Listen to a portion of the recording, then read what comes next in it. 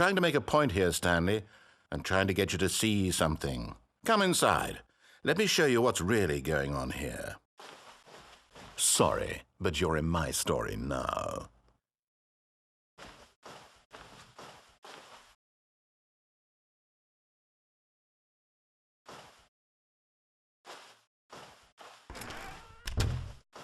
This is a very sad story about the death of a man named Stanley.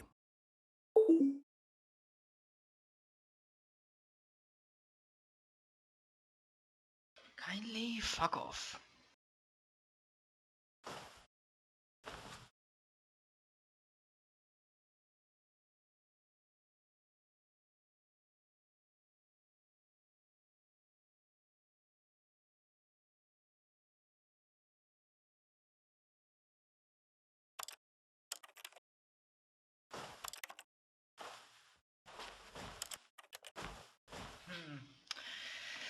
It doesn't seem like it offers you an alternative.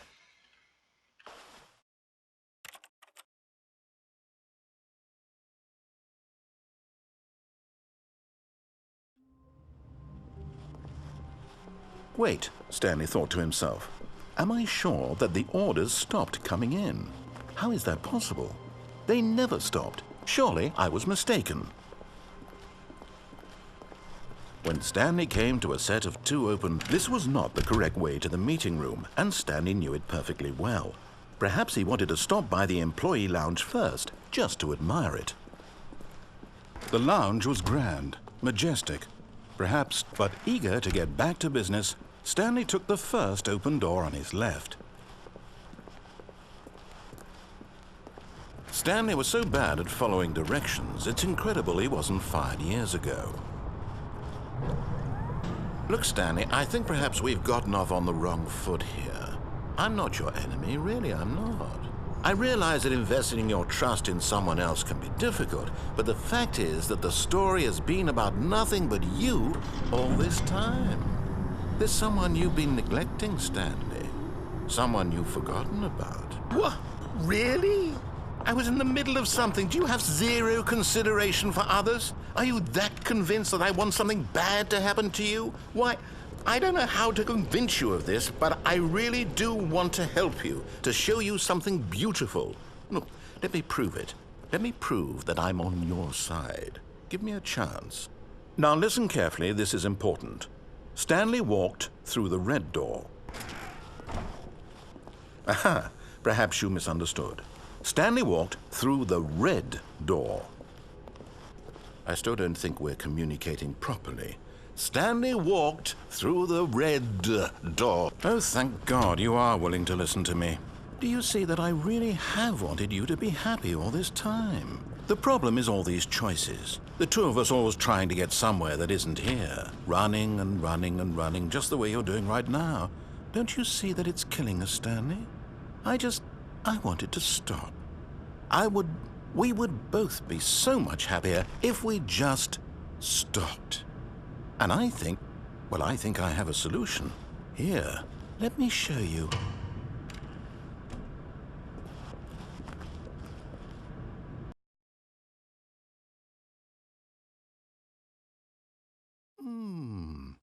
What do we want? What are we looking for?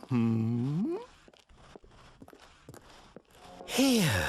Yes. Oh, it's beautiful, isn't it? If we just stay right here, right in this moment with this place, Stanley, I think I feel happy. I actually feel happy.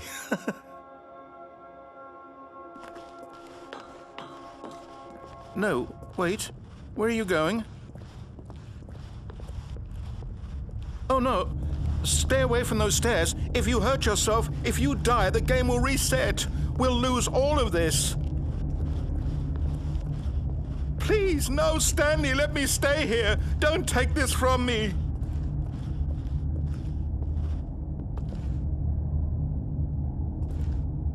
No! Oh, thank God you lived. You had me worried there for a... No, No, no, what are you doing, Stanley? Please, I'm asking you not to take this away from me. I can't go back to what I was before. If you die, we'll both go back. Why are you doing this? Stanley, let's go back to the other room. Can you do that for me?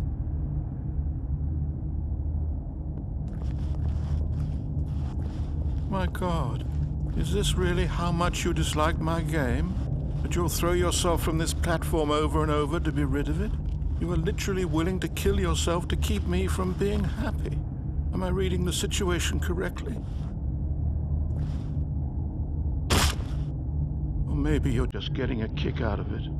I don't know anymore. I just wanted us to get along. Do you actually want to stay alive? Or are you just teasing me? I wanted us to be happy here, Stanley. I really did. I still thought that was possible.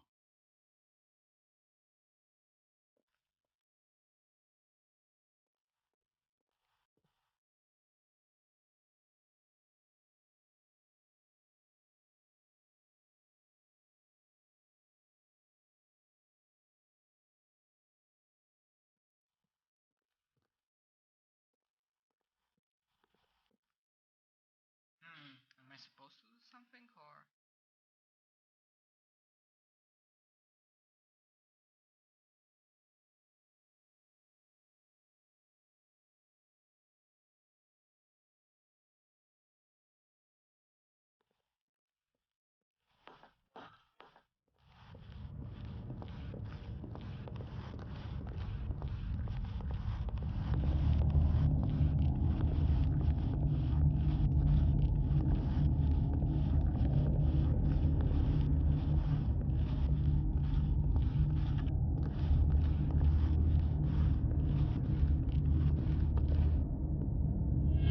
Is it over? It's going to restart, isn't it? I'm going back.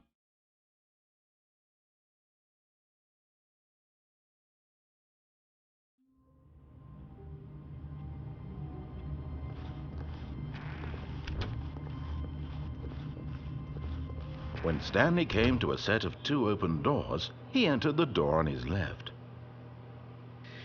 No, I don't think we have anything more, or I cannot think of another choice we could make.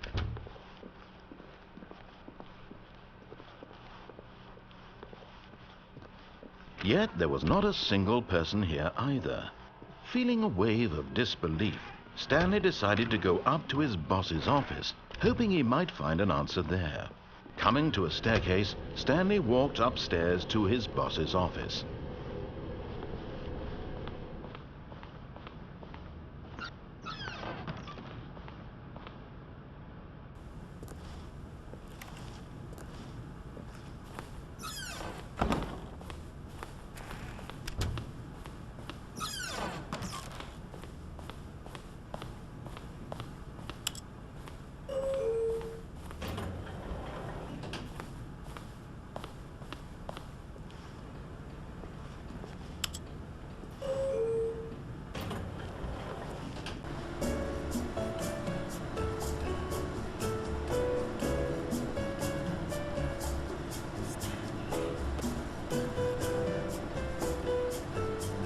Wait, the narrator didn't comment on that?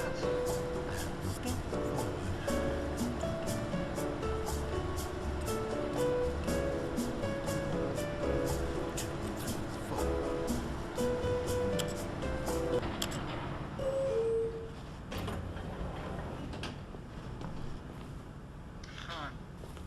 Okay.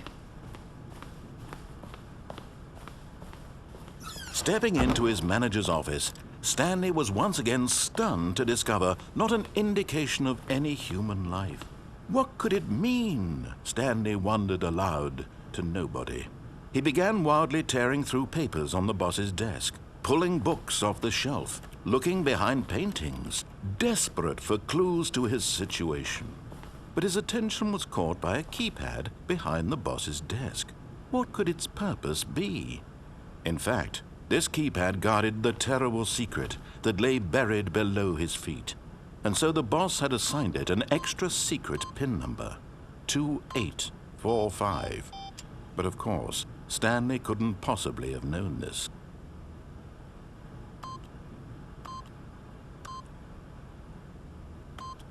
Stanley simply began entering random codes into the keypad, knowing full well the sheer statistical unlikelihood, yet incredibly, by simply pushing random buttons on the keypad, Stanley happened to input the correct code by sheer luck. Amazing. He stepped into the newly opened passageway.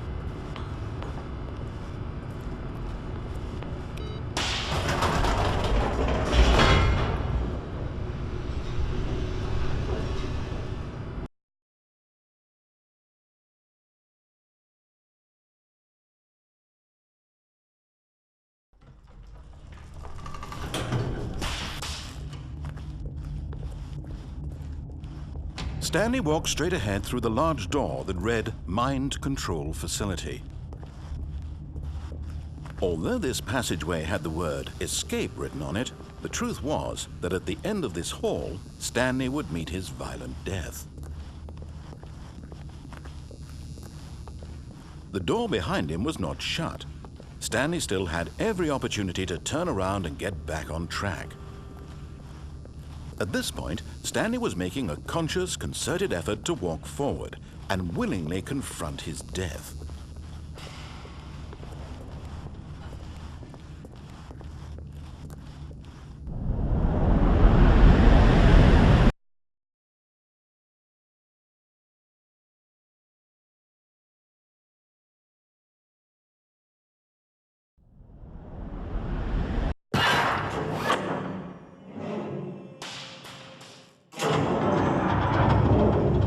As the machine whirred into motion and Stanley was inched closer and closer to his demise, he reflected that his life had been of no consequence whatsoever.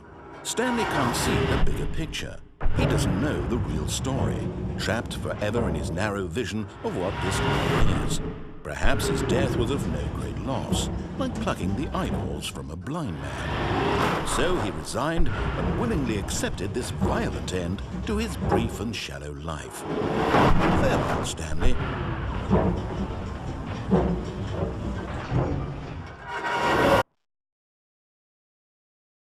"Farewell, Stanley," cried the narrator, as Stanley was led helplessly into the enormous metal jaws. In a single visceral instant, Stanley was obliterated as the machine crushed every bone in his body, killing him instantly.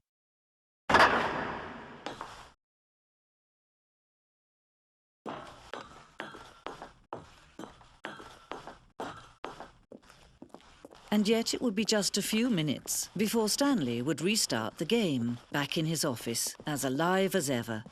What exactly did the narrator think he was going to accomplish?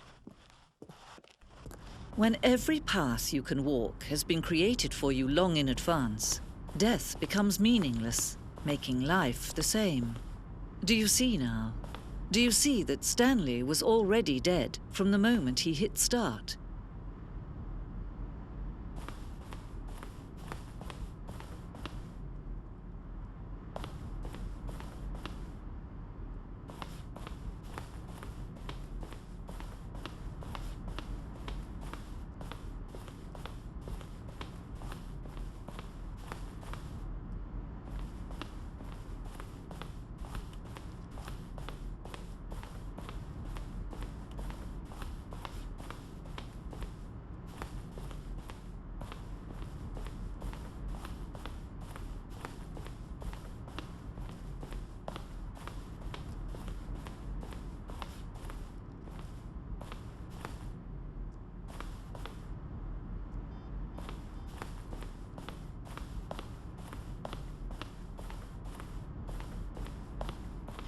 Like really so many possibilities you can explore. It's great. Oh, look at these two. How they wish to destroy one another. How they wish to control one another. How they both wish to be free.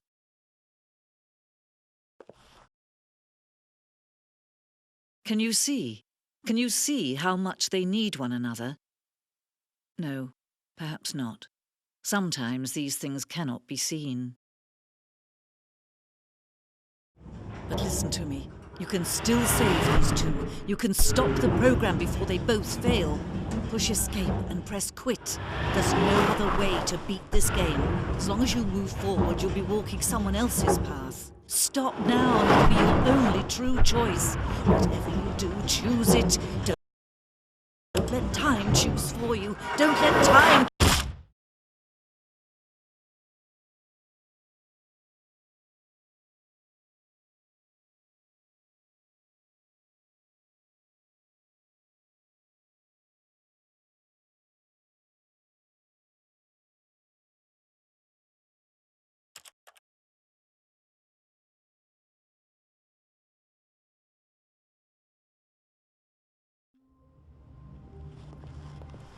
All of his co-workers were gone. So I think What the could it last mean? big Stanley different decided to go to choice the meeting would room. be, Perhaps he had simply missed a memo. turning on the machinery.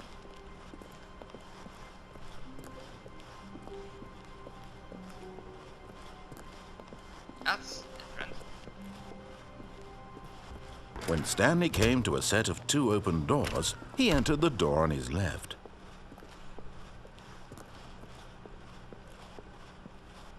Yet there was not a single person here either.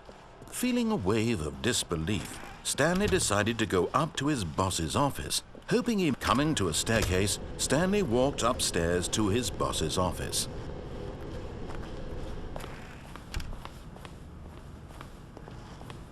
The moment he entered his manager's office, Stanley froze in his tracks. Not a living soul anywhere. Stanley was in such a rush to get through the story as quickly as possible, he didn't even have a single minute to just let the narrator talk. That kind of anxiety isn't healthy, so he relaxed for a few moments with some calming New Age music. Seriously?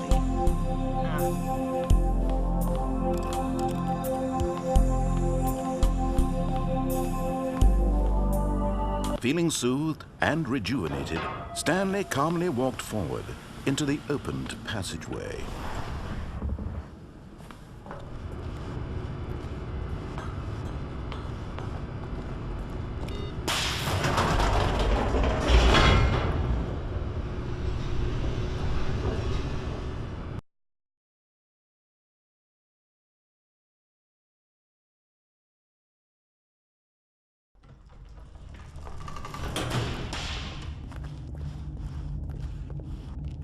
Stanley walked straight ahead through the large door that read Mind Control Facility.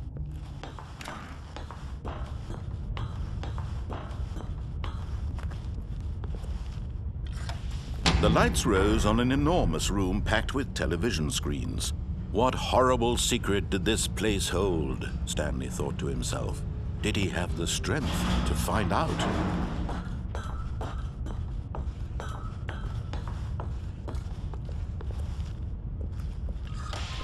Now the monitors jumped to life, their true nature revealed.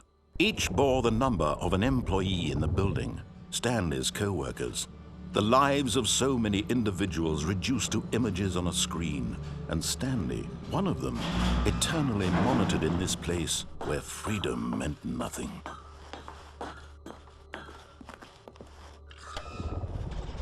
This mind control facility, it was too horrible to believe. It couldn't be true. Had Stanley really been under someone's control all this time? Was this the only reason he was happy with his boring job? That his emotions had been manipulated to accept it blindly? No, he refused to believe it. He couldn't accept it. His own life in someone else's control? Never! It was unthinkable, wasn't it? Was it even possible? Had he truly spent his entire life utterly blind to the world? But here was the proof. The heart of the operation. Controls labeled with emotions. Happy, or sad, or content. Walking, eating, working. All of it monitored and commanded from this very place. And as the cold reality of his past began to sink in, Stanley decided that this machinery would never again exert its terrible power over another human life. For he would dismantle the controls once and for all.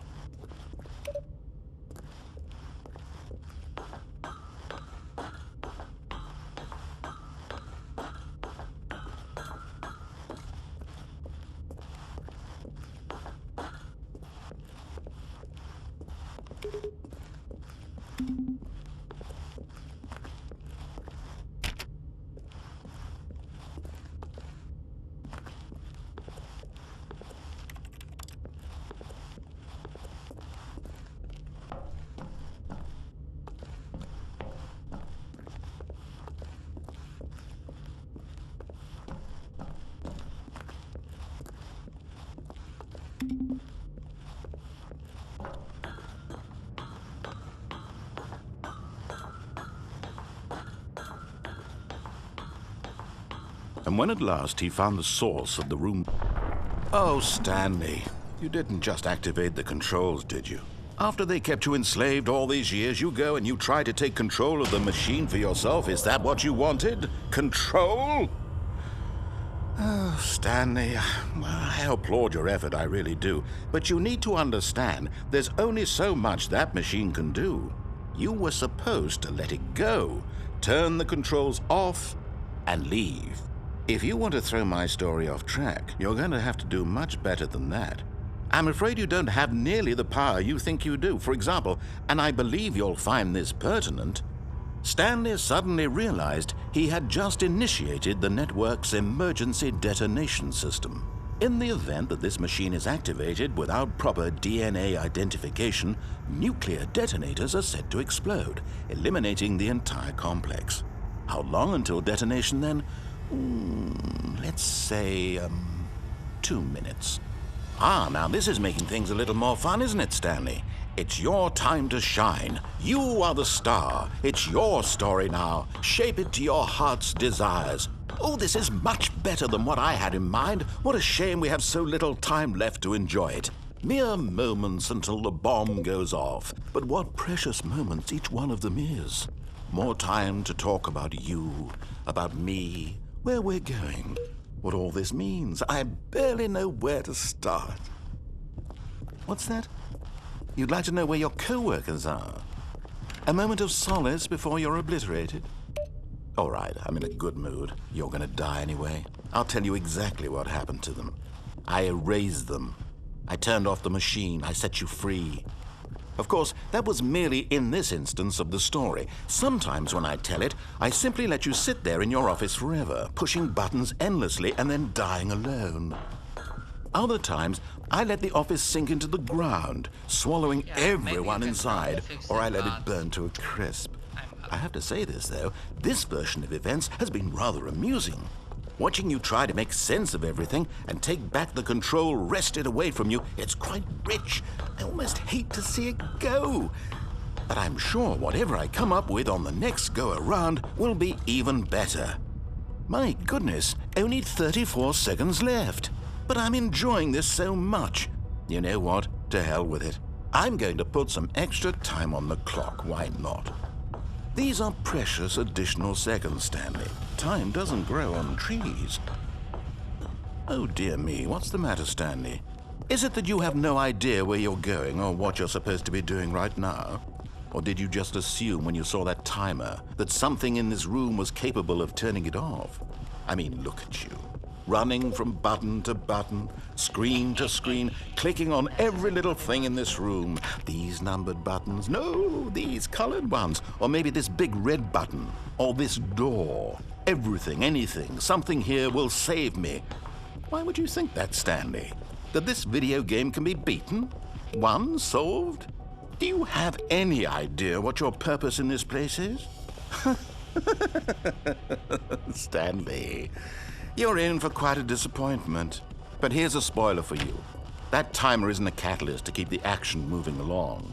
It's just seconds ticking away to your death. You're only still playing instead of watching a cutscene because I want to watch you for every moment that you're powerless. To see you made humble. This is not a challenge. It's a tragedy. You wanted to control this world, that's fine. But I'm going to destroy it first, so you can't. Take a look at the clock, Stanley. That's 30 seconds you have left to struggle. 30 seconds until a big boom and then nothing. No ending here, just you being blown to pieces. Will you cling desperately to your frail life, or will you let it go peacefully? Another choice. Make it count. Or don't. It's all the same to me, all a part of the joke. And believe me, I will be laughing at every second of your inevitable life from the moment we fade in until the moment I say, happily ever after.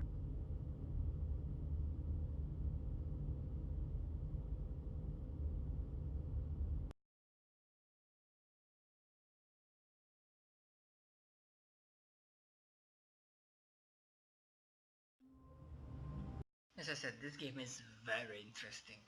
So if you can buy it, get it, play it on your own, see if you can find other options, other possibilities. For me, that's all. Thank you very much for watching. Hope you enjoyed this episode, and I'll see you next time for some other indie game. Later.